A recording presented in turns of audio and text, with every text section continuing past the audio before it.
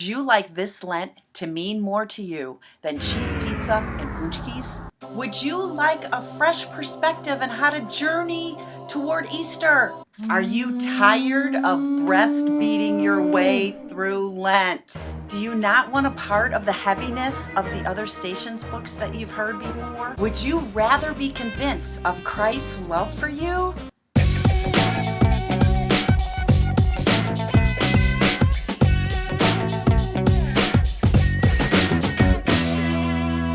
I get it. I've been there. I've been to the Stations of Cross during Lent. And the tipping point for me was when I was reading one about 5 years ago that the phrasing was, "Grant that I may love you always, and then do with me as you will." Don't tell a sexual abuse survivor to do with me as you will. It doesn't work.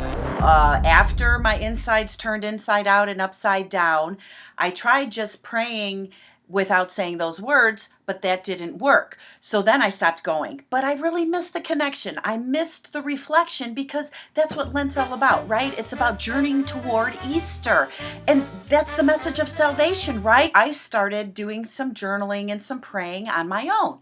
And all of a sudden, I wrote a Stations of the Cross version. I started praying them myself, and I shared them with my son, who was in college at the time.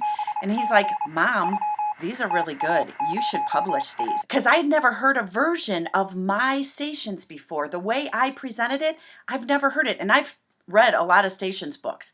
But it was really important to me. Nothing that I was going to say that was going to go against the teachings of the Catholic Church. I submitted my work to the diocese. I was granted a nihil obstat and an imprimatur.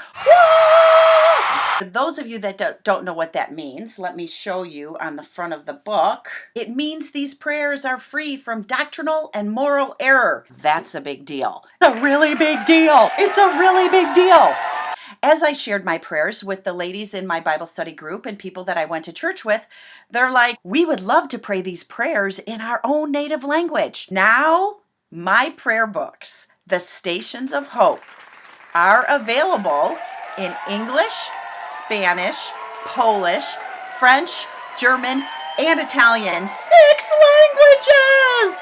Oh my gosh, that is so exciting. So if you're tired of breastfeeding your way through Lent, if you don't like the heaviness of some of the other Stations books, you want a fresh perspective, my Stations of Hope are your answer.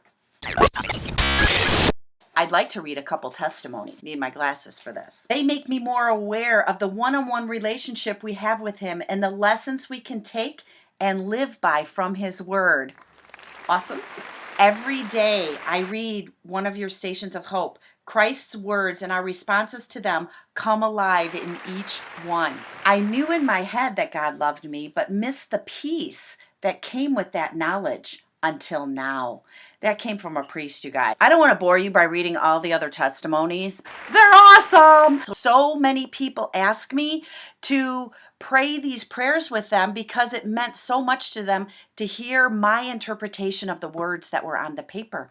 So there is an audiobook version too that you can get. The audiobook version is only available in English. That's the language that I'm fluent in. So act now. Get your book now at stationsofhope.com and experience a fresh, hopeful perspective this Lenten season.